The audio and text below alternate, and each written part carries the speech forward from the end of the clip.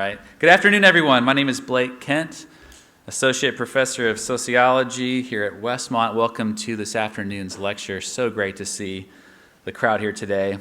Faculty, staff, I know there's a number of community members, pastors here, so thanks so much for coming and joining us for what is a challenging and divisive topic. Before we get going, I do want to thank, there were a number of entities here on the campus that made Dr. Whitehead's visit possible. So I want to point out the Departments of Sociology and Anthropology, Political Science, the Provost's Office, Campus Pastor's Office, Intercultural Programs, and the Gady Institute for the Liberal Arts. Now, when I teach Intro to Sociology, and those of you that have had me may remember this, on the first day, I often put a quote from French theorist Pierre Bourdieu up on the screen.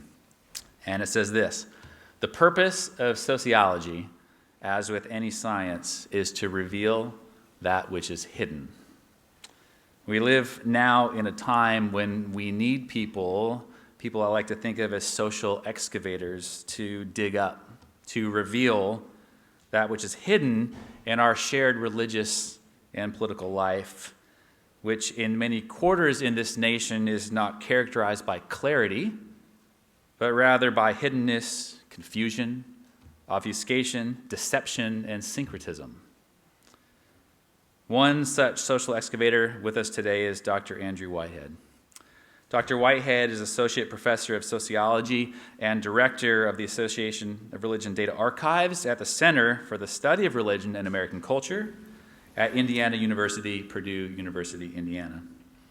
One of the most foremost scholars of Christian nationalism in the United States, Dr. Whitehead has published more than a dozen peer-reviewed articles on this topic, in addition to 2 books. His first book, co-authored with Sam Perry, Taking America Back for God, won the 2021 Distinguished Book Award from the Society for the Scientific Study of Religion, which is this nation's foremost academic group studying religion and culture. His second book, recently published by Brazos Press, is American Idolatry: How Christian Nationalism Betrays the Gospel and Threatens the Church.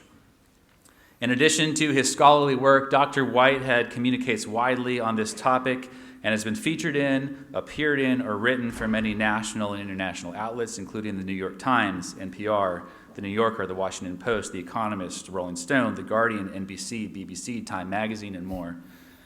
We're very, very, very pleased to be able to welcome Dr. Whitehead with us today. Before he comes up, I want to offer a logistical note.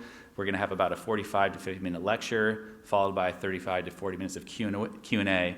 And this topic is surely going to generate really nice Q&A, so please stick around for the whole event if you can. But now, without further ado, please join me in welcoming Dr. Andrew Whitehead. Thank you. Well, thank you. Since I'm doing lapel, can you all hear me okay? Is it picking up? Awesome. Thank you. Well, thank you, Blake, for the kind introduction. Thank you as well to the people across campus, Blake, to allow me to come here. I really am so honored to be able to come to campus, first time here in Santa Barbara at Westmont. Apparently, I brought the permacloud of gray that usually is in Indiana to you all, and so I'll leave tomorrow, and you'll have your sun back, so sorry about that. But yeah, just really, really pleased to be here. So, I want to start a little bit with a personal introduction. So I grew up in northern Indiana, a really small town. So for the last 80 years or so, it's hovered between 1,000 and 2,000 people. It just really has never grown or shrunk. Farming community, so my backyard was a cornfield, a lot of manufacturing there. It had 2 stoplights, a third if you count a blinking light, if you go out the other side of town. The town is called Wakarusa, which we were always told was Native American for knee-deep in mud, but that couldn't be confirmed. And then every March, we would have a maple syrup festival when the tree sap was flowing. I don't know, we're on the West Coast, but does anybody know who Gale Sayers is? Chicago Bears, great. Okay, a few heads nodding, older people like myself. So he's this Chicago Bears great, lived in our small town part of the year. And at the Maple Syrup Festival, if you threw 3 footballs through a tire, you'd get a signed copy, an autographed copy of his picture, which I never did, but I'm totally over it. It's fine.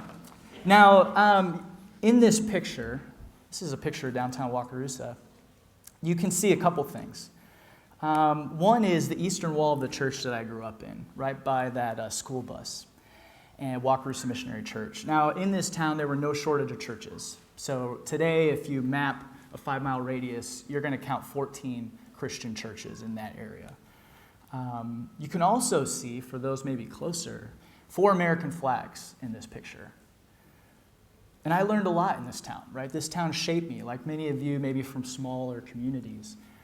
It was formative to my faith, my understanding of what community is, what community does, what it's all about.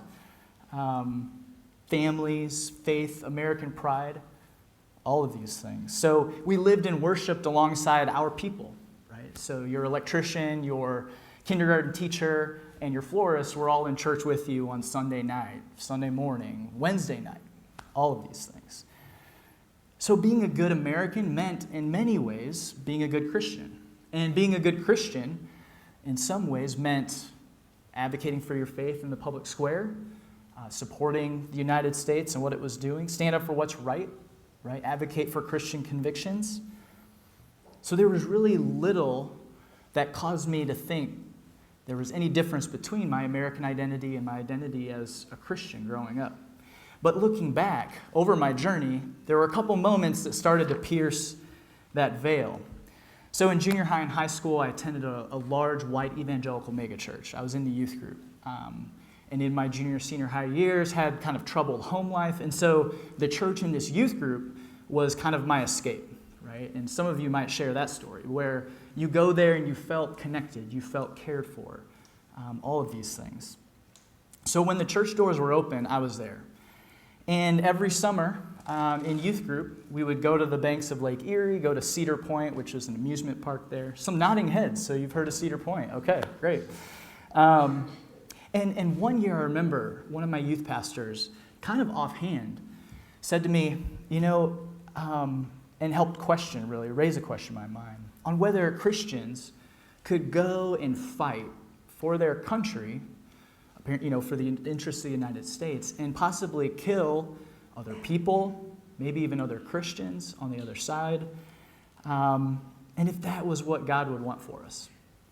And it sounds a little like, naive looking back, but I was in high school then. And that question really did kind of shake me. My categories of us versus them were no longer quite as neat, right, and easily identifiable. Another moment came through the music I listened to in high school. So there was a band, and on their debut album, the very first song they placed on that album talked about the United States and this idea of manifest destiny and how that led to the slaughter of Native American people. So this is really different than a lot of mainstream Christian acts at the time, growing up in the late 90s, early 2000s. And then when I was a freshman at Purdue University, I took a U.S. history course. Where are my history professors?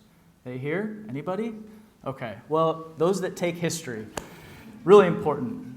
But I took a U.S. history course from the colonies up through Reconstruction. And my professor was Dr. Frank Lambert, who actually in the 60s was a punter for the Pittsburgh Steelers, which I always thought was an amazing anecdote. Then he went to grad school and became a leading historian on the founding period, the faith of the founding fathers, the role of Christianity at the founding period. And he mentioned and remarked how many of the founding fathers, while religious, a lot of them were deists, and certainly weren't evangelical Christians like we would think of evangelical Christianity today. And growing up in that space, it really resonated with me. I thought, okay, this really starts to put into place some of the questions that I had. So I want to highlight too, right, how history and good history, knowing where we've come from, helps us understand and make sense of where we are today. The contexts that we're in don't just happen by accident. There were choices made by people and organizations that lead us to where we find ourselves. Now, a final moment was in graduate school at Baylor University, where Dr. Kent attended as well. We were in the same program. And I read a book by Greg Boyd called The Myth of a Christian Nation. And this was kind of a capstone moment for me on part of my journey, where he makes the argument that the kingdom of God and the kingdoms of this world operate according to very different principles. And this was a good moment for me to help put together some of what I'd been feeling, thinking, puzzling over, and led me to take another step as I began to learn my craft, sociology. So a really powerful concept that we have in sociology is called plausibility structures. So plausibility structures are the social arrangements that provide support for meaning and belief systems. So you can imagine yourself at the center of a broad web where everybody you know is positioned around you. So your family, close friends are closer to you, acquaintances, people you barely know further away. And you're connected to each person with a strand. A thicker strand for those closer to you. Further away, it might be a thinner strand. So all your beliefs and values, to some extent, are supported through this web of association that you have with other people. So folks you know less well, those connective strands have less of an impact on your life, your values and beliefs. Although some, people closer to you, a greater impact.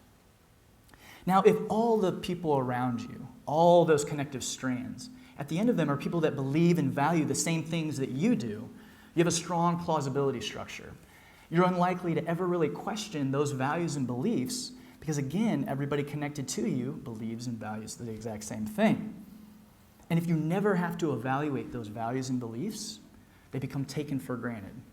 And to the extent to which they're taken for granted, they're most powerful because they just are. There is no explanation. You don't need an explanation. It just is. Now, imagine that at the end of some of those strands, those people believe something different than you. Further away, thin connective strand, the likelihood that you're going to deeply reevaluate some of those values and beliefs could happen. Somebody closer to you, really influential in your life, the likelihood you're going to reevaluate much higher. So the degree to which your web weakens is how many people might think, believe, value something different than you. Now, I grew up, right, in this story that I tell, in a very strong plausibility structure. Those around me that I worshiped with, went to school with, believe and value the same things. I never really had the opportunity or the need, right, to reevaluate that. But with some of those moments that happened on my journey, the question started to arise. So what I later came to understand, study, define, all of those things, was Christian nationalism, highlighting what was taken for granted for me growing up in that space. I didn't question the tenets of them, of Christian nationalism, because I didn't have to. Everybody believed the same thing. To be a good Christian was to be American. To be American was to be a good Christian. And onward we go. So those moments I shared began to rewire some of those plausibility structures, right? The social arrangements that provided support for my meaning belief system started to change. That was a part of my journey. So as I was in grad school, analyzing large surveys of the American public, trying to understand why people believe, vote, behave the way that they do. And luckily for me at Baylor, they had a large survey that asked some questions that got at this idea of how important it is that the United States be Christian. And as I began to look at those questions and then some other attitudes and beliefs of the American public, I began to see, alongside my friend and colleague Sam Perry, that knowing how strongly somebody embraced this idea of the U.S. should be Christian really started to explain a lot of different beliefs and values and attitudes that they had, above and beyond how often they attended church or if they voted Republican or Democrat. It was one of the strongest predictors over and over. So this led to several articles and then to our first book that Blake shared, Taking America Back for God. So in this book, we provided the first empirically supported definition of Christian nationalism, highlighting what it is, which I'll share in just a bit. And we also lay out the evidence of all that Christian nationalism is associated with in the American public. And we found, over and over, just as a quick list, that Americans that strongly embraced Christian nationalism were more likely to support a presidential candidate who did not personally adhere to many of the basic Christian values and beliefs that I'd been taught were so important growing up. Folks that embrace Christian nationalism more likely to believe that refugees from the Middle East pose a terrorist threat. more likely to deny free speech to religious minorities who they deem as a threat to the United States, more likely to oppose abortion no matter the situation, even in the event of rape, more likely to believe that immigrants threaten American culture, that immigrants increase crime, that immigrants are mostly dangerous criminals, more likely to be not at all comfortable with a hypothetical daughter marrying someone who is black, more likely to believe that police treat black Americans the same as they treat white Americans, more likely to believe that police officers shoot black Americans more often because black Americans are inherently more violent than white Americans, more likely to believe that Muslims, Jews, and atheists hold morally inferior values, want to limit the personal freedoms of people like them, and endanger their physical safety, more likely to believe that women should care for children and leave working in the political sphere, the corporate sphere, to men. So as I began to look at this evidence stacking up, I became more and more convinced of not only the fundamental influence that Christian nationalism has on American society, but I became even more convinced that Christian nationalism was detrimental to Christianity in the United States. So it contradicted some of those core beliefs and values that I was handed growing up, what I was taught in churches, right? That we were supposed to value as Christians. So loving your neighbor, caring for those less fortunate, breaking down dividing walls of hostility. In short, it became clear to me that Christian nationalism makes American Christians less Christ-like. And what I also realized is that many of these same folks that embrace it raised me to love Jesus, love the Bible, love the church, this message. They saw little to no difference between the two, between Christian nationalism and Christianity. It was taken for granted. They were one and the same. And I had very close family members ask me if I was still Christian after reading some of my critiques of Christian nationalism, to highlight how closely intertwined they saw those two. So it's this realization and reality that led me to write American Idolatry, in order to lay out how Christian nationalism betrays the gospel, threatens the church, and based on our empirical research, able to define Christian nationalism as the following. So Christian nationalism is a cultural framework that idealizes and advocates for the fusion of a very particular expression of Christianity with American civic life. So it holds that this expression of Christianity should be the principal and undisputed framework of the United States, and that the government should defend and preserve that particular framework. Now, we find, beyond any theological or religious beliefs associated with Christianity, think like the ancient creeds, Christian nationalism brings with it a host of other cultural assumptions added onto it in such a way that when folks think about Christianity, you have to adhere to all this other cultural baggage in order to be truly Christian. So it consists of 4 key elements. So the first is a moral traditionalism. So this is based on creating and sustaining social hierarchies, meaning that there are certain people that should be at the top of society, others in the middle, and then those at the bottom. And that it's up to society to create and sustain that hierarchy. And oftentimes this moral traditionalism revolves around gender and sexuality. We also find there's a comfort with authoritarian social control. So the world is viewed as a chaotic place. And sometimes you need strong rules, strong rulers to come in and maintain order, especially to adhere to that moral traditionalist framework of who's at the top and who's at the bottom. Now, these strong rules and rulers may need to use violence or at least threaten violence in order to have that come to pass. Also find that Christian nationalism, another element, is strict boundaries around who can identify themselves as a true American. And these revolve over and over along ethno-racial lines. So it really means that to be a true American, the ideal, generally, is a white, natural-born citizen. And finally, we find a real populist impulse to Christian nationalism, meaning that it pushes Americans that embrace it towards feelings of victimization, that there are groups out to get them, that society is taking away what's rightfully theirs, leads to more conspiratorial thinking, to suspicion towards elites, insiders, all of those folks. So this should hopefully after defining Christian nationalism, raise a question. How many Americans embrace this cultural framework? So here are just a couple key data points to make that case. So first, we find that just under half of Americans, depending on how we measure Christian nationalism, embrace it to some extent. Around 16%, that red bar, are who we call ambassadors.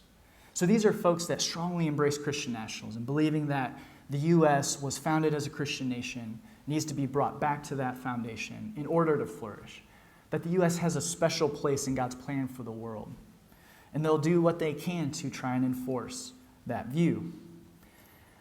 Another third, the gray bar, who we call, or I call, accommodators. So these are Americans that more or less are sympathetic to Christian nationalism.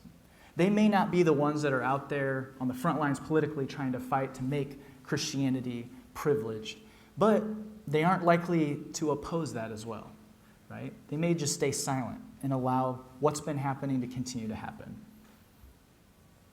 So when we look too at the other end of the spectrum, around 25% are resistors of Christian nationalism, skeptical towards it. Another 25% are rejectors, that this country is not and shouldn't be a Christian nation organized according to this particular expression of Christianity.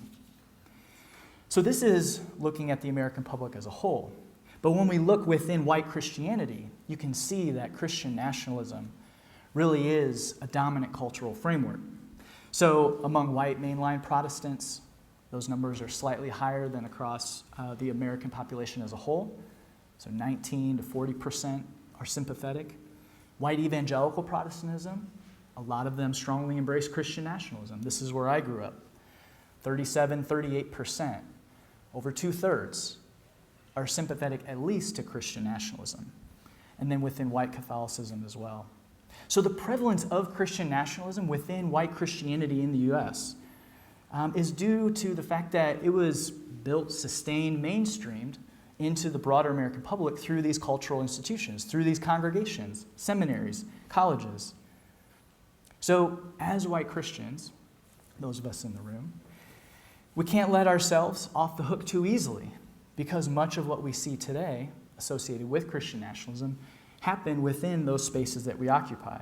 So the narratives, values, beliefs, symbols, all of those things that make up the cultural framework of Christian nationalism were cultivated within and among our organizations, denominations, colleges, seminaries.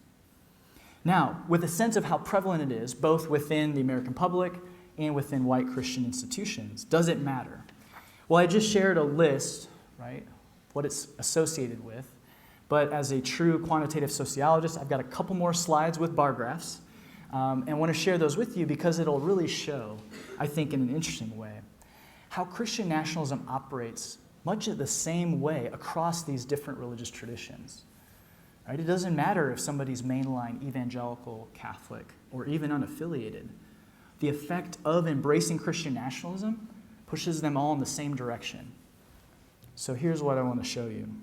So this first question is the percent of Americans that agree that discrimination against white Americans is as big a problem as discrimination against black Americans or other minorities. So again, red bars are ambassadors, gray bars are accommodators. And you can see across different religious traditions, whether somebody is evangelical, mainline, Catholic, or even unaffiliated, the likelihood that they would agree that black Americans and minorities don't face any more discrimination than do white Americans goes up, almost at equal levels. So what is this telling us? Well, what it's saying is that the effect of Christian nationalism within these different cultural institutions, right, different religious traditions, operates in much the same way. And as I explore in this book, and as we find over and over in the research, racial discrimination is central to Christian nationalism. It's a key aspect of it. Remember those ethno-racial boundaries, that element we just talked about. Another graph will show the exact same relationship here. But now we're looking at whether they agree with allowing a small business owner in their state to refuse to provide products or services to gay or lesbian people. So the recent Supreme Court decision, right, is about this in the last this last summer and a couple summers ago. And so you can see here again, whether someone's evangelical, mainline, Catholic, or even unaffiliated with a religious tradition, they embrace Christian nationalism, they're much more likely to agree, even among accommodators, and it goes down from there. Last one. This is level of agreement that immigrants are invading our country and replacing our cultural and ethnic background. So yet again, we see among white Christians, those who strongly embrace Christian nationalism, like ambassadors, those red bars, are much more similar to each other than they are to their own co-religionists, right? An evangelical that embraces Christian nationalism looks a lot more similar to a mainline Protestant or a Catholic that embraces it than they do to a fellow evangelical Protestant who rejects it. So it really draws these groups together in a powerful way. So, again, most white Protestants are at least somewhat sympathetic to Christian nationalism, and it has real effects on the lives of minority groups in the U.S. So I hope it underscores that this isn't, again, a problem that's out there somewhere else, but that it's a problem that includes all of us, that we all have to take ownership of in some sense. Because no matter where we might worship, strongly embracing this cultural framework produces similar results. Now, how best do we confront and maybe work against Christian nationalism? Well, I think one way is to keep the focus on Christian nationalism and not trying to label if somebody is a Christian nationalist. So what to do that? I think what we can focus on are these idols of Christian nationalism. So this includes power, fear, and violence. So I write in American Idolatry how idols point us towards competing sets of values in a different story. So they make claims on us, right? They require our allegiance. They're going to give us provision if we follow them. But idols, as we look throughout the story of God's people, we find that idols always co-opt theological imaginations, right? They distort our knowledge not only of God and what God is like, but also of our neighbor. So they lead us to betray loyalty to God, what God wants for us, or I think too for us that follow Jesus and adhere to his gospel. So as we look at power, the idol of power, I think this is the central idol of Christian nationalism. So it focuses on gaining and maintaining access to power. And power is the ability to get others to do what you want despite resistance. So in particular, I'm focused on self-interested power, power that serves the group, that serves us, however we define us. So a thirst for self-interested power is fundamental to Christian nationalism. So the author and theologian James Cone writes about white Christians that self-interest and power corrupted their understanding of the Christian gospel. So idolizing self-interested power allowed Christians to baptize their pursuit of privilege that primarily benefited them and required little self-sacrifice as following Jesus, as following the gospel, and allowed us to ignore the inequalities that others experience around us. The second idol is fear. Now, fear is one of the primary tools of Christian nationalism to motivate action and then to prop up this fusion between American identity and Christianity. And this helps to maintain a privileged access to power. So generally, fear is used to distinguish between us and them. So those committed to a Christian nation and those that are not. And fear and a sense of threat are crucial to creating strong in-group boundaries. The easiest way to define who we are is to know who we're not, right? And the easiest way to circle the wagons is to know what we're supposed to be afraid of, with them coming to take our power. So history and social science show us over and over that stoking a sense of fear and threat among an in-group aimed at out-groups, whether it's religious, racial, or otherwise, is central to defending and maintaining the cultural framework of Christian nationalism. But we find when we identify and when we idolize fear, we live by what a colleague calls the inverted golden rule. Do unto others as you think or fear that they'll do unto you. So as we look at our history of white Christianity, we see that happening over and over, even today, understanding how folks are responding to refugees, immigrants, racial inequality, all of those things.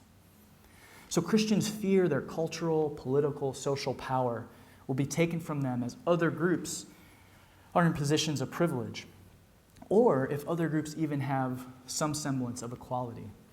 So we fear treatment that we visited upon others will be visited upon us, where we feel that threat. And when we idolize power, fear, violence is a natural response. And it's used to demarcate those boundary lines of who is with us and who is against us, to defend us from them. We succumb to fear that something will be stolen from us and that we'll never recover. So one example of this that I shared earlier today is former Arkansas Governor Mike Huckabee, who recently had a video that he posted where he talked about how the 2024 election may be the last one that's decided by ballots and not bullets. So highlighting this sense of fear and threat that Christians, people like us, as he's saying, we need to move against those that are coming to take our political and cultural power. Now, violence in service of defending perceived threats to the group always revolves around protecting power. Now, the tragic history, right, as we look back of indigenous peoples, of African people brought here and enslaved, demonstrates that any quest to protect power built on hierarchical relationships between us and them, ultimately founded on fear of them, will resort to violence. Now, as we look at the idols of Christian nationalism, I want to highlight Westmont's motto, Christ holds first place. So this has implications, right, for how we think about and understand our roles and identities as citizens, not only of this particular nation, but as citizens of an increasingly interconnected global world, and as Christians, as we understand our place within that. So in this book, I explore these three idols in more depth and point out how confronting Christian nationalism means discipling ourselves to be able to identify when those idols are put into play. So we can explore other expressions of Christianity that point us in a different direction than those idols. How we can move towards a world that reflects what we believe as God's kingdom.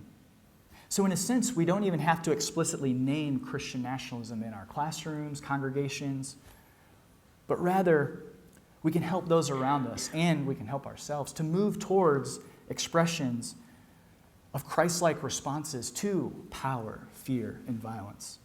And doing that, we'll be able to start to recognize when those idols are in play. We'll be able to reject Christian nationalism. And most importantly, we'll be able to start to revise not only our plausibility structures, but those around us. So as I look back over my own journey, I see that as I built and maintained relationships with others, as I heard the voices of those who grew up in very different situations than myself, and raised those questions, I could no longer not evaluate the myths, the narratives, the traditions that I was handed. So ultimately, I could have come to the decision not to do anything, to hold on to those beliefs. But ultimately, the weight of evidence, whether it was social scientific or otherwise, meant those beliefs and values, I couldn't maintain them. So those of us who have decided to confront and oppose white Christian nationalism will have to kindly but firmly serve as those folks, those connections to other folks that help them start to question those values and beliefs. And I think it's the first aspect of how we can confront and oppose Christian nationalism. But the second and related, and I think it's possibly even more important, is that we have to begin to think carefully and deeply about how our organizations and resources are put to use. So to confront and oppose white Christian nationalism, we'll have to proactively push resources, decision-making power in different directions where they've always kind of been kept by certain groups for self-interested reasons. So we can make numerous changes, right, to what we preach, what we read, what we stock in our bookstores, our theological training. It's because a key insight from the field of sociology is that even if the individuals within an organization all change their beliefs, it doesn't mean that the organization will fundamentally work different. It'll still produce outcomes as it's been designed to produce. So we need to change hearts and minds, but we also have to think about how our organizations function in order to make a deep change. It's similar to compounding interest, which, as the young folks in the room really should understand, start saving your money now. But as we look back at our history, right, the decisions that were made by people running organizations began to produce outcomes in line with white Christian nationalism, and today they're still producing that. You don't even need the people making those decisions. It's going to continue to produce it. So those deposits that happened early are still gaining interest. So the reality and the necessity of collective and systemic responses to Christian nationalism is key, both at the local level, state level, national level. I tell a story in the book of a good friend of mine who wisely points out, and this is her quote, "No friendship is apolitical." The people that we're associated with, that we locate ourselves next to, especially the marginalized, we're going to necessarily have to locate ourselves on the sides of particular policy issues. Because for the marginalized folks, their existence is political. They don't have a choice. But for me growing up, I could have chose to opt out. But I think to confront and oppose Christian nationalism, especially for marginalized groups, we're going to have to side with them. We'll have to begin to ask ourselves if we're content to be carried along with the same political, cultural, social movements, or if we'll begin to push back and move in an opposite direction. Jamar Tisby has a great metaphor of the walking escalator, right, in airports. So you can stand on it, it's going to carry you somewhere, no matter what. Those are the winds of our culture, our social lives, carrying us. It's only when we turn against it and try to walk the other way that we're truly moving in a different direction. So we may feel like we're not walking towards it, but it's still carrying us. So we have to find a way to walk in a different direction. Now, in the dozens of studies that I and others have conducted over the years, we repeatedly find that the practical fruit of Christian nationalism is not love. It's power, control, domination, fear, and violence. But when Jesus came, he preached a kingdom of God and a gospel that was good news to the poor, good news to the oppressed, good news for the imprisoned. But he wasn't only talking about our personal salvation. And growing up, it was always spiritualized. It was the spiritual poor or the spiritually oppressed. But I think Jesus actually was talking about our relationships and the systems that govern our lives today. So once we see the gospel as good news for the present, good news for the marginalized, good news for the prisoner, good news for the poor, good news for the blind, good news for the oppressed, we can start to take the evidence that social science hands us about Christian nationalism and recognize that this ideology not only limits, but I think in many ways actively opposes the work that Jesus came to do and commanded us to do likewise, to love the Lord your God, to love your neighbor as yourself. So we can embrace a gospel of Jesus that seeks to realign power structures, how we relate to each other, how those structures are crushing people on the margins, because that's where Jesus located himself, with those being crushed on the margins. We can recognize racial injustice, the destructive effects that it has on human relationships. We can embrace a gospel where Jesus came so that all might have life abundant. So that when we pray, Lord, let your kingdom come, as Jesus taught, we can take seriously that he meant today. That we can participate in the ongoing work reflected in God's kingdom here on earth. Not just in the future, but today. So thank you. I'm really glad to be with you all.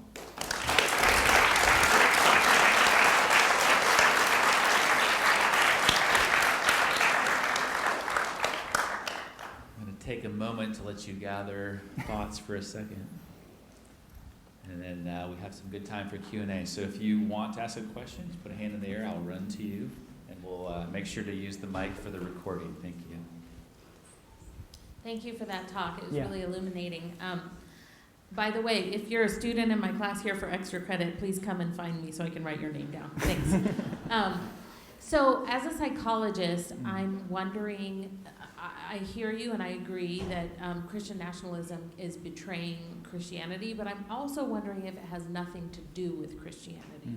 So my question is, in psychology, we have this thing called right-wing authoritarianism. I'm sure you've heard of it. Yep. So you don't have to be a Christian to be high on right-wing authoritarianism. And so in your graph, when you showed like mainline, evangelical, Catholic, and none, I'm wondering if the none was still Christian, but just not affiliated with either of the other three, or none in that they weren't affiliated with Christian. I think it was Christian, right? It was like... With any religious tradition, yeah. Oh, so not necessarily Christian. Yeah, not necessarily Christian. Oh, okay. Yeah. So I guess that kind of makes the point even further of, if it has nothing to do with Christianity and it really is just right-wing authoritarianism and related constructs, what we know is that you can't really change people's personalities much, especially after a certain age. So it's not like we're aiming to change Christian nationalists. We're just trying to blow the winds of society in another direction. Are you asking? It's a question. Yeah. Well, a couple things. So empirically, when we control for how right-wing authoritarianism is measured, like as psychologists have, we find that the influence of Christian nationalism is unchanged. So it isn't just authoritarianism, although it has that element as a part of it. So empirically, there's something else going on. There is something deeper happening. Now, to your other point, I think one danger of Christians saying that Christian nationalism is just not Christianity or those aren't true Christians, not that you're saying that, but some will, is the no Scotsman fallacy, right? Where a true Scotsman wouldn't do that. And so we can define away all the things we don't like as, well, those aren't true Christians. Again, not that you're saying that, but some will. And I think that's a danger because we have to take account for our Christian brothers and sisters who are embracing this and then harming others, especially those that are outside the church or who are marginalized in some way. When they're saying you can't just say those aren't true Christians, because Christians are, to some extent, what they do. And if they're in congregations and they hold to the historic kind of creeds of the faith, I think all those other cultural assumptions that come with it, they don't need, but they see that as Christianity, and so they're operating out of that. Now, there are folks who are unaffiliated. They could still be Christians, they just don't affiliate. But there are folks in there who are unaffiliated, maybe even are atheist or agnostic, that do embrace Christian nationalism. And that may seem kind of weird, but when we look at Christian nationalism as also a collection of these cultural beliefs, values, and behaviors, in some sense, it still works in their favor. And so they'll say, yes, we should have a Christian society. But for some, it means kind of this Western, kind of essentially white society. So that's a part of it. That's not all of it, but that is a part of it. So there's a lot of different things happening as we look at the empirical data. But I do think that when we look at Christian nationalism, it is fundamentally Christian. It's diffused across the culture, but Christians are embracing it, and that has implications, I think, overall. So I just have a quick follow-up. So in that case, when you say take account for our Christian brothers and sisters who are Christian nationalists, what do you mean by take account? How should we go about that? Yeah, so I think in that sense, we have to have a discipling around how we think about power, fear, and violence, right? These idols. So when they're being told by religious and political leaders to fear immigrants, that they're bringing crime to their communities, that we need to help them see this is not how I think other expressions of Christianity that are more faithful to a gospel that is about lifting up the oppressed would view these immigrants. Now, there's a lot that has to be worked out politically with that, but at least the fear-mongering and the violence towards them, right, we would have to encourage them. And so I think in that sense, that's what I mean, offering these other visions and narratives of the Christian faith to them. Have you had success with that? I'm curious. Well, I mean, in some sense, I think part of the reason why I share a bit of my personal story is that it can happen, right? Individuals can change. And I think for many accommodators who are sympathetic to it, but maybe aren't on the front lines, there are true believers of Christian nationalism, and this work is probably not going to make a dent. You're right. But I think there are folks that generally want to see an equal, fair, and just society who are Christians that maybe didn't realize when folks are talking about taking this country back for God, that it comes with these other aspects politically that they wouldn't agree with, but they just didn't realize. And so I think naming it and showing those connections is important. Yeah. Yeah, definitely.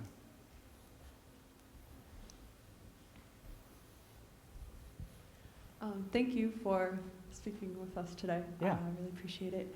I was curious, with your graphs, you talked about ambassadors, acceptors, was that the other one? Accommodators? Accommodators, Yeah. thank you. What is the difference between resistors and rejectors? Yeah, so resistors are kind of a mirror image of accommodators, where they're skeptical towards it, but they're like, the rejection is not wholesale, right? And so when we interviewed some Americans who were rejectors, there were some that would say, I think Christianity should play a role in public life, but this idea that it should be privileged, they were very skeptical of that. And so it's not wholesale. Now, rejectors are those that would say there should be no, this privileging of this Christian influence in American society should not be anything that Americans support or that they support. And so their rejection is wholesale. Whereas resistors, there's still some gray area, similar to accommodators in that sense. Yeah.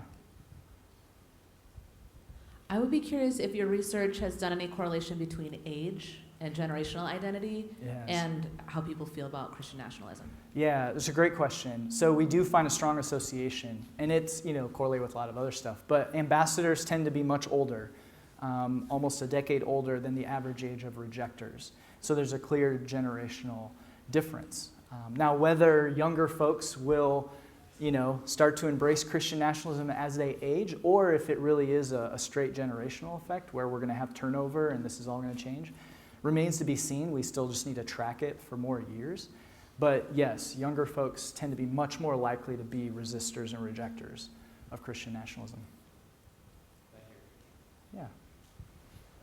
I was wondering if you could expand upon what you meant when you said no friendship is apolitical. I may have misunderstood what you meant by that. Could you elaborate? Yeah, definitely. So if I can, I'll tell the story of my friend, and I share this in the book. So she runs a nonprofit in northern Indiana that helps refugees coming into the community to connect to community resources, right? And so one year she had a woman from Lebanon who was middle-aged, was trying to get her driver's license. Because in the US, right, you gotta be able to drive to get to different things. Like, it's just a necessity. And she had she asked my friend to help her learn English because she wanted to take the driver's test. She had failed it multiple times. And it wasn't because she wasn't studying. She was working hard at it. The test in Indiana at that time was offered in her native language, but the manual was only offered in English. So for this woman, she had to learn a whole different language in order to study the manual to then take the test. And what my friend realized was instead of trying to just teach her English or every refugee teach all of them English, what needed to happen was to have the manual offered in their own language. And so what this meant, to be a friend to this person, she figured that what we need to do is make a change upstream, right? Instead of teaching every individual English, what if we demanded that the state offer the manual in their native language so they can study it in their native language? So this led to her partnering with the ACLU to sue the state of Indiana. And ultimately, the state of Indiana said, yeah, let's settle. So they came up with a whole process of how now, as if they have a certain number of requests for the test in a particular language, they'll put the manual in that language the next year, right, and serve these communities. So when she says no friendship is apolitical, what she means and what I see her to mean is that when we move to those on the margins who are butting up against systems that are not serving them or are keeping them from accessing all the great things that we enjoy, right, in our society, it's necessarily going to place us on a political side, right? If we're going to see what they see, and we're going to see the difficulties that they experience that we may not see, that are invisible to us. And so I think Jesus calls us to locate ourselves on the margins, right, to those being crushed. And when we do that, necessarily seeing their viewpoint, it's going to force us on a political side. And it doesn't mean necessarily Republican, Democrat, although, our life is sorted along those lines. But what I'm trying to say is that when we see and empathize with their point of view, it's going to force us to take action, to leverage what we have or what we enjoy to their benefit. And in America, how that gets done, how we collectively do that is through politics. And so to confront Christian nationalism is not just to say, I'm not going to do politics, I just follow Jesus. That's opting out, and actually that comes from a place of privilege. Because for these folks, they're necessarily embodying a political, identity because these systems are usually pushing against them. So that's what I mean by that. That if we side with the marginalized, it's going to place us in a position that we then, hopefully will take action for them. Does that help? Yeah, that makes a lot of sense. Okay. Yeah, perfect. Thanks. Okay. This may be an unfair question, but I'm going to ask it anyway. It's going to ask you to predict. So there's been a history of abuse of the faith in the name of certain things, imperialism, subjugation of others. So when you think of this current moment and this movement, is this just same thing under the sun and this too shall pass, or is this something categorically different based on your research, your personal opinion of what we're experiencing right now?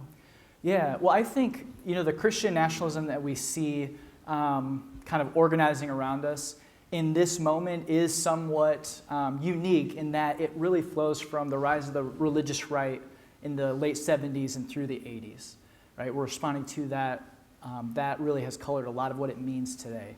But of course, what they were doing has connections to prior centuries, to prior decades of this desire to see Christianity privileged. And so we don't want to be ahistorical and just say, oh, it just popped up, right? It has a long history in the U.S., even before the U.S. was formed. But it does have a unique flavor today. And so I think in that sense, looking forward, we're still going to be living through this because as the U.S. has, especially over the last 50 years, diversified religiously and demographically, I think that has brought to the fore a lot of this sense that something is changing and being taken away. And in a sense it is. Because for most white Christians, that was the center of the culture. Again, it was kind of unquestioned.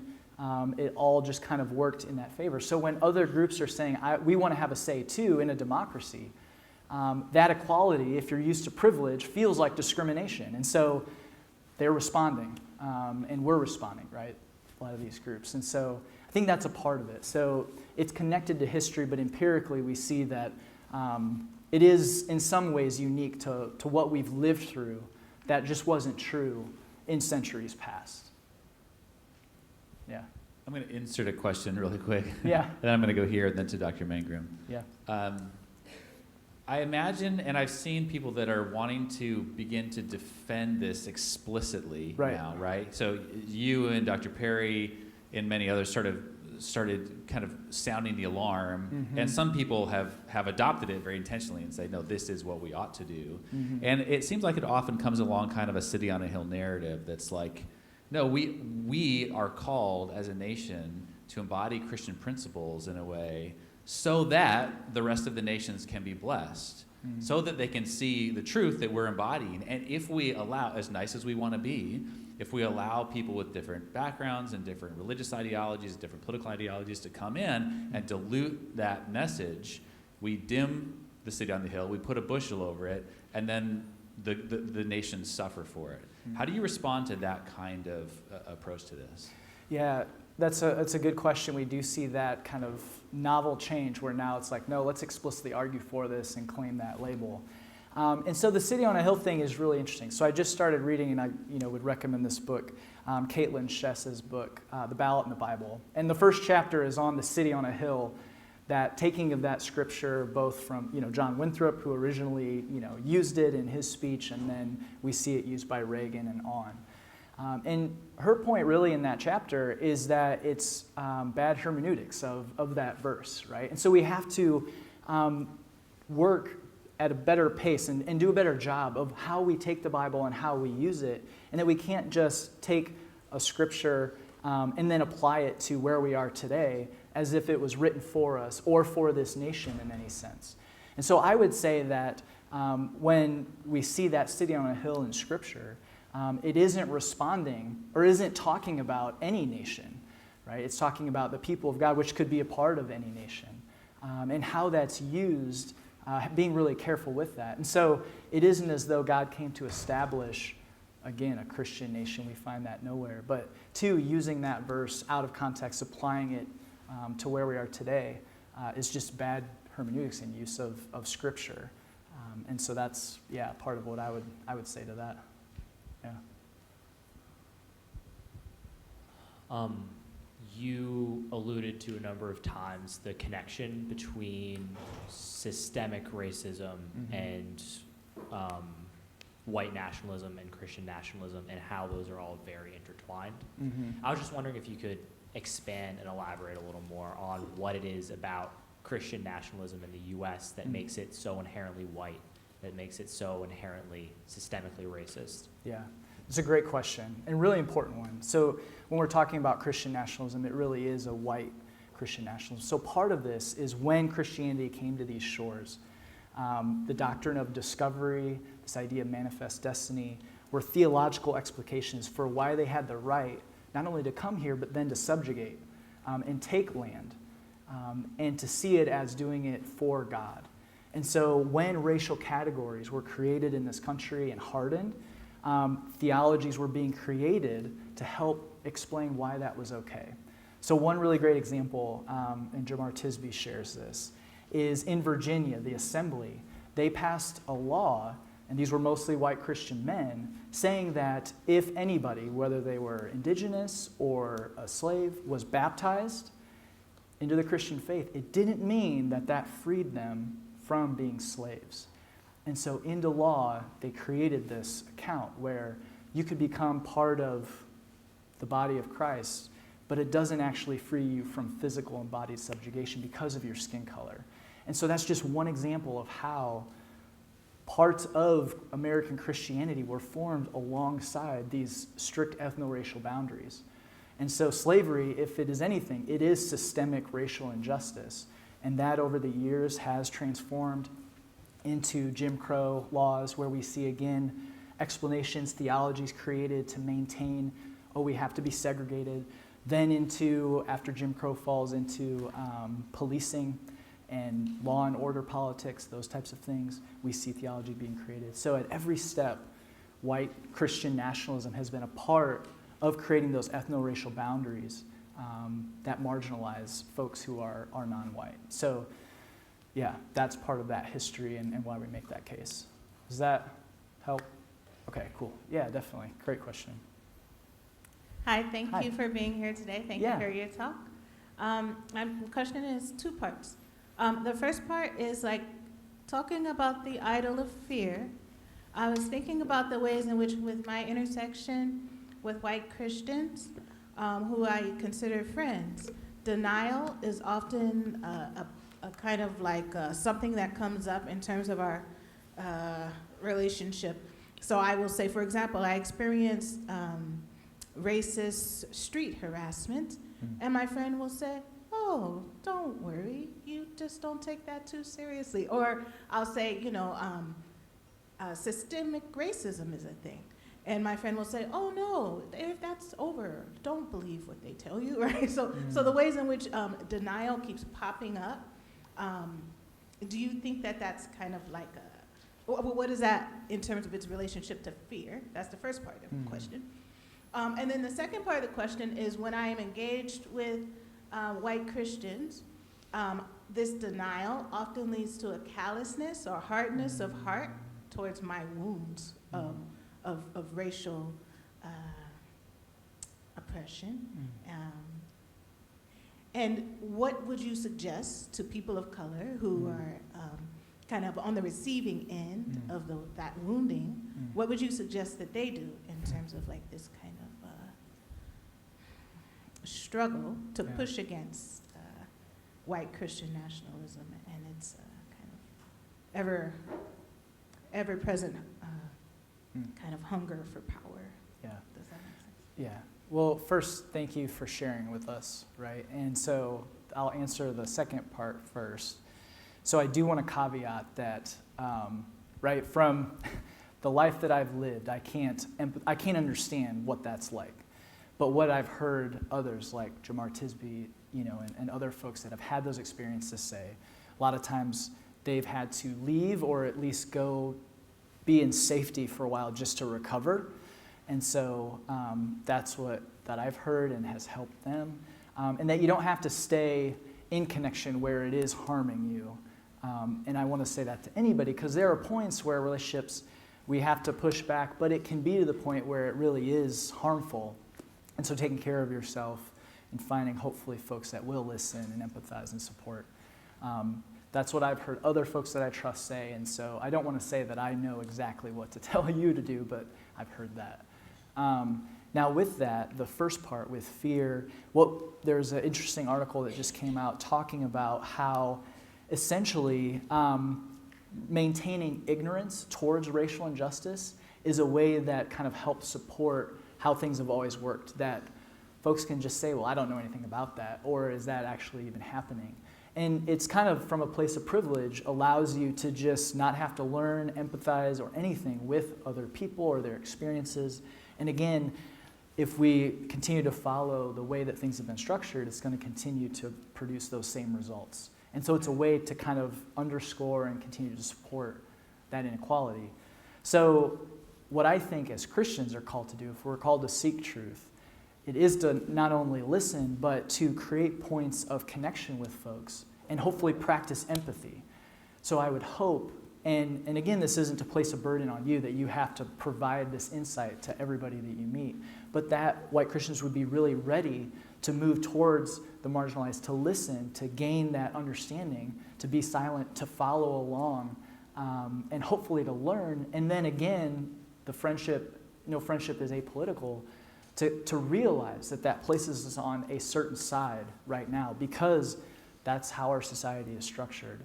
So really, I would think I would speak more actually to the white Christians in the room rather than to you, but to listen, learn, read the history, wrestle with it, understand that our perspective is limited, like everybody's is, no matter who it is. And so in that point, really trying to cultivate that empathy and understanding, and in some cases silence, right? And just to sit with the uncomfortable nature of it. So I would speak that more to white Christians in the room, but that's the hope, I think. And it's going to take other white Christians to speak to white Christians to help them get there. It shouldn't be your responsibility or those that have been marginalized. So, yeah, that's as best I can do, but I hope the message continues to get out and help. Yeah, thank you. Hi there, thanks. Hi, yeah. I think one question that I had to do with what I kind of call the single issue voter effect, which is especially in your research involving like the accommodator category. Yeah, yep. How many, so many people I know are like, I'm uncomfortable with X, Y, and Z about current Christian nationalist politics, but I will always vote anti-abortion, or I'm always uncomfortable with certain gender politics. And I feel like that's the category I personally run into the most, where people they're gonna agree with you on many aspects of it, all but one or two, right? And I'm just wondering how much your research looked into that, or if you just have things to say about that kind of phenomenon, which feels really common. Yeah, no, you're 100% correct, and I think it's a really astute observation, right? Because, with especially accommodators, it does get down to that where, in my own life and those that I've been close with, where we're uncomfortable with a lot of things, but it comes down to abortion or something else, and so we have to vote this way. And I would say a part of that has been the political project of political operatives to make it a wedge issue, that you have to do this or you're non-Christian. And in some sense, it's not just arguing with facts, because a lot of times facts, don't change minds, as you kind of alluded to earlier, like how people see the world. It's difficult to have to wrestle with that. But I guess I look to my own journey and to others I've heard tell the same story, where we were kind of cultivated in this view that this was a moral issue that Christians had to come out for. But then all these other issues like racial injustice, those were political. And the church shouldn't be political. But why is that political and not a moral issue as well? So some of that started to change how folks see it, right? Why are these only the moral issues that Christians come out for? Well, generally because it serves the interests of those seeking power, especially in the religious right, all of those things. I think another part of it that can be impactful is looking at empirically what does lower overall abortion rates. And it isn't just making it illegal, because it will still happen, but access to health care, contraception, to education. Those things really do lower the incidence of unwanted pregnancy, which if we can do away with that, then we won't have as many abortions. So thinking through those with folks. And that was where, for me and others, the change starts to happen. Well, if we really want no abortions, why aren't we also, if we want to outlaw abortion, let's say, why aren't we also doing all of this as well, right? All of it together. But those don't serve the same interests, and so to get folks out, it's to say, this is it. And so those are part of what I've heard others share, helps shift kind of and widen the aperture, right? Of just not just this, but now what else could we do? Yeah. So hopefully that helps, but it's a great question, good observation. I thank you for your time here. Appreciate you coming. Question I have is, to what degree would you say, or you can just speak to, the evaporation of the political middle in American life contributed to the white nationalist Christian perspective and being more entrenched and continuing to stay entrenched? Yeah. No, there's a lot happening, right, as you're pointing out, where there is increasing polarization, and it is asymmetric. So we do find, like, the right has moved further right, and then the left has moved left. But it has created this middle where there's much less overlap, whereas before there was at least a purple overlap. I mean, and there's a lot pushing against anything we could try to do to really help that, with how media functions, technology, social media, the bubble that really anybody can place themselves within. It becomes really, really difficult. So in that sense, and as we talk about religious demographic change, the increase in the size of those who are unaffiliated, who are not affiliated with the religious tradition, right? Our churches are shrinking. And so that was one place in the community that hopefully folks could come that might have differences but agree on enough to then work this out. And so it depends on the day and the time how hopeful I am on what could happen. But I do think that part of these discussions, especially for the younger generation or even for folks wrestling with it now, right, in middle age like myself or further, that we can be a part of those and help encourage those discussions overall. But it's pushing against a lot of larger structural forces that are keeping us from that. But it will take being connected to others in our communities. And in a sense, the middle is there. It just has to speak out. Folks just have to go and say, I don't agree in their local communities with banning these books, or that, we have to do X, Y, or Z. It's just making that voice heard. It doesn't mean that it moves all the way to the other side, but that, right, a middle is there. But again, that's really difficult to do. So I wish I had an answer. I would probably sell a lot more books if I did have an answer. But it is just very difficult, and part of it is being involved locally, and it's not just the voting booth, but day to day, where we're involved, how we're making our voice heard. Those are really important as well. But yeah, fair question. Yeah. Hi, I'd also like to thank you for such a thought-provoking presentation. Yeah. So my question, in this era of increased polarization, probably many of us in this room, if have loved ones, family members, close friends who very much have their beliefs and ideology kind of wrapped up in Christianity and nationalism intertwined. And then moreover, college years are often a time where many students reevaluate what they believe. That's a healthy, good process. Yeah. But may find themselves in tension after that with family members with whom they previously agreed. Yeah. So my question is more the pragmatic, practical things of those of us who have loved ones, family members, friends, with whom we have significant ideological differences at this point. And as you pointed out, we may not even agree on what the facts are anymore. We're listening to different news sources. And I'm asking what your tips would be for having productive conversations in this very polarized area around these topics with each other when we don't. Yeah.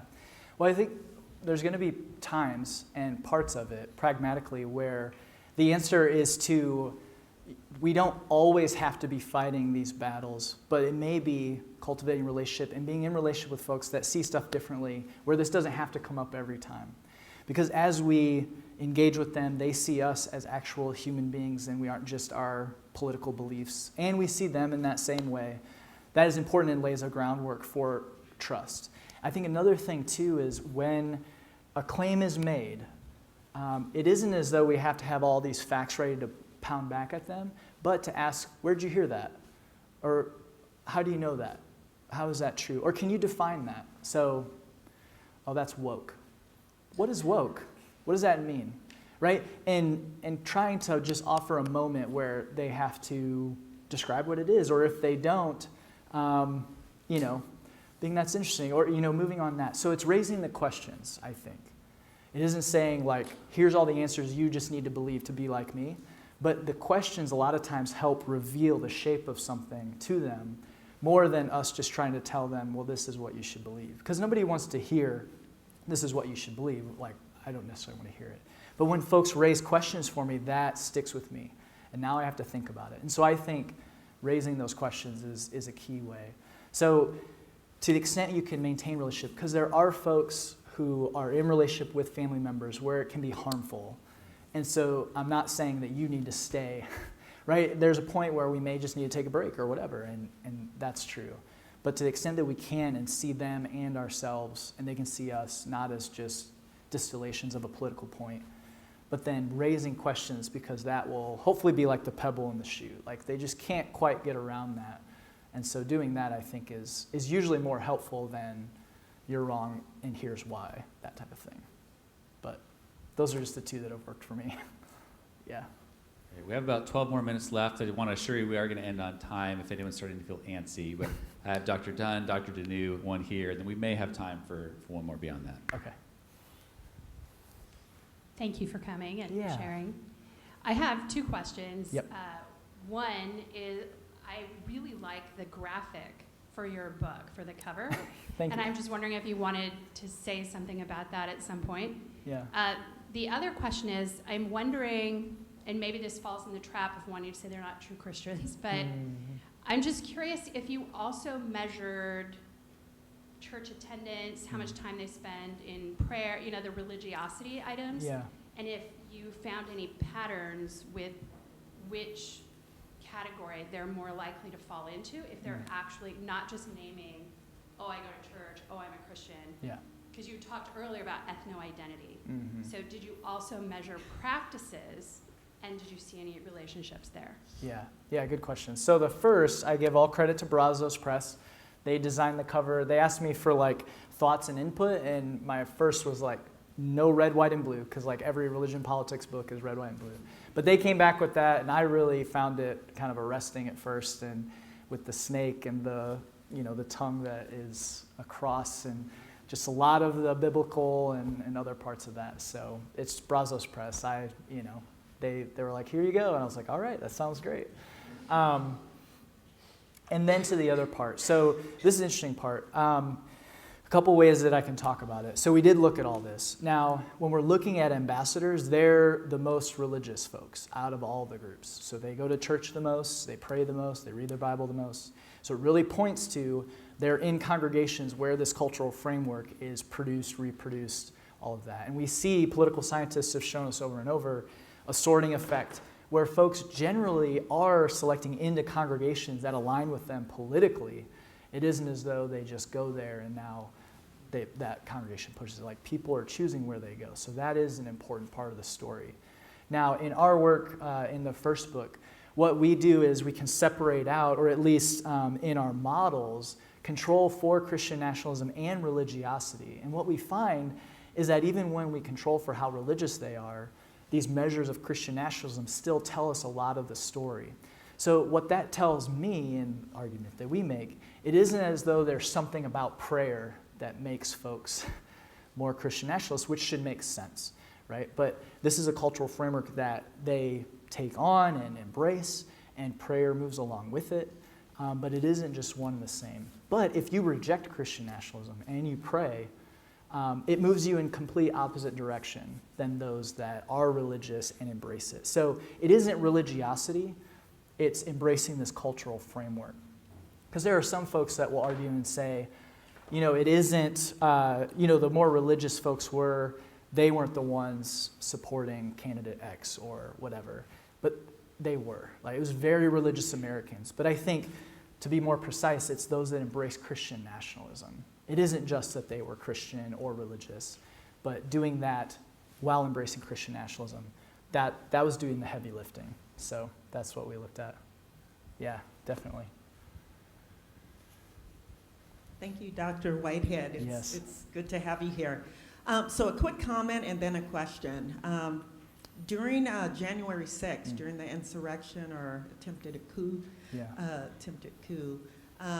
my family was living in Washington, D.C., and it was quite frightening because we saw the tanks, we saw areas that we normally would walk through being barred off, flags and nooses and crosses. So all of that intermingled.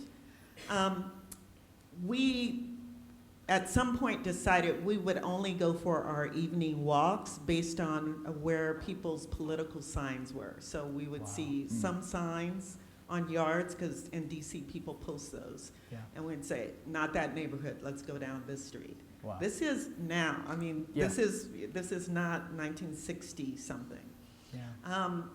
I could share a lot of other stories, but all that said, I'm wondering, in your research, if you came across, tied to fear, the idea, where did critical race theory fall in line with that? And on the other side of that, replacement theory. So either or, how did that feed into the fear factor? And Yeah, great questions. So thank you for sharing those experiences. I can't imagine what that would be like. But we did look into that, and in this book, I highlight some of that. So when we're looking at fear, replacement theory, I don't have the graph here, but I've made it before, where folks that embrace Christian nationalism are more likely to be afraid of a hypothetical moment, but it is coming, where whites are no longer a demographic majority. So there's a data set that asks that, and it is related to it. And so when we look at, let's say, the shooter in Buffalo, his online screed talked about how this white Christian nation was being taken away, and that motivated him. And so when Tucker Carlson or others broadcast that to millions of people and talk about it, it has real consequences. And so it isn't just words, but these things really do matter. And they're, he's not saying to go do it, but he's providing, again, that permission structure where now extremism can take root. And I think that is the real key with Christian nationalism, and why, I feel we have to confront it so strongly, is that it doesn't mean that everybody that embraces it went to DC, but it creates fertile ground for that extremism to take root and to bloom. And that's where white Christians need to be really careful about what words we use, even in talking about this Christian nation, because it's connected to these more extremist aspects.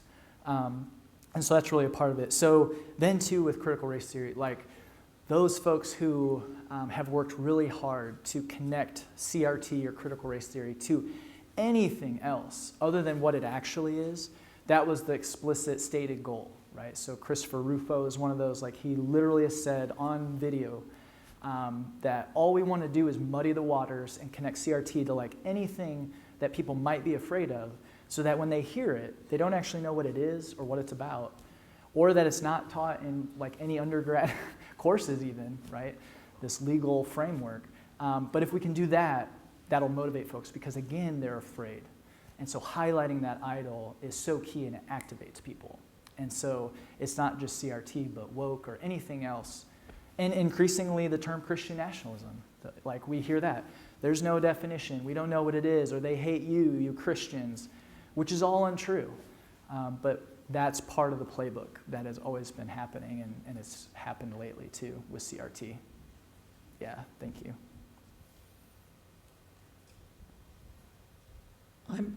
Excuse me, I'm interested to know, to me, when I think of, I'm almost thinking of this battle cry of Christian nationalists going, oh, well, we have to be a Christian nation, when this country was not founded on becoming a Christian nation. It was supposed to have freedom of religion. Mm-hmm. Not to mention, when you look at historically, countries that were tied, that were church and state were tied historically, all throughout history. They failed. That is not what worked. And when you think of what's written into our Constitution and Declaration of Independence, I mean, where are they getting this from? I mean, how can this be defended when we're supposed to be created equal and we are supposed to have separation of church and state? So where did they get this battle cry from? I mean, how did this become so important? I guess is what I'm asking. Yeah, well, there's a number of explanations. One is there are political operatives that create organizations and resources that explicitly argue that the Constitution, the Declaration, all the Founding Fathers, they were creating a Christian nation. They were evangelical Christian like us. They believed, basically like we believe today, and they are operating within churches, different organizations. So it's a well-funded, a part of it is a political machine. So David Barton is one, and wall builders in Texas. Like, he will explicitly say this and just try to force that like Thomas Jefferson was an evangelical Christian, just like you, all of those things, right? So that's part of it. Now, you're preaching to me, the choir, when you say that because, right, we look in the Constitution, God's not mentioned, and then the Declaration, and then when we look at the face of the Founding Fathers, right? So knowing a good history, but again, operating in these different knowledge, spheres where that really won't penetrate in some sense. And so a part of it is just trying to raise those questions of, well, if the Constitution was divinely inspired or they were trying to create a Christian nation, why doesn't it mention Jesus anywhere or God at all, right? And so again, those questions to help hopefully wrestle with that. But there's days where I'm similarly like, where did this come from? But part of it is political operatives working really hard to provide at least some sense of evidence that they can say, okay, well, yeah, it's a Christian nation and they all believe like us. Yeah, of course. Well, we're coming close to the end of our time here.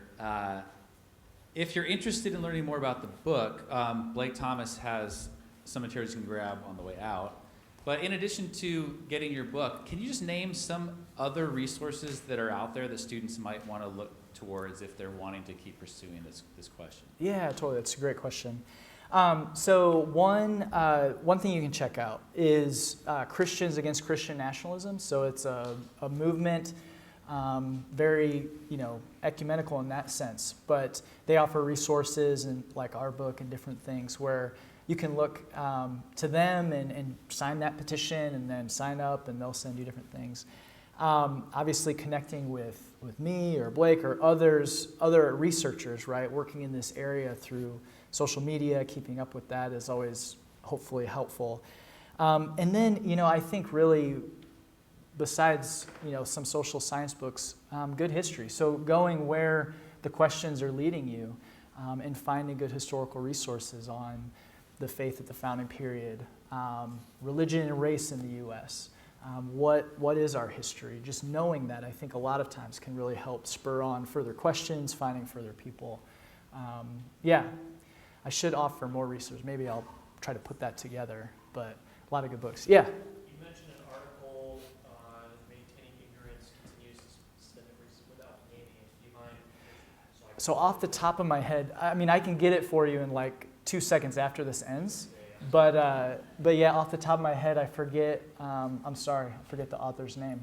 But yeah, it's in Sociological Theory, the journal, so hopefully you can have access to it here. But yeah, a quick search, I'll find that. Yeah. All right, join me in thanking Dr. Whitehead.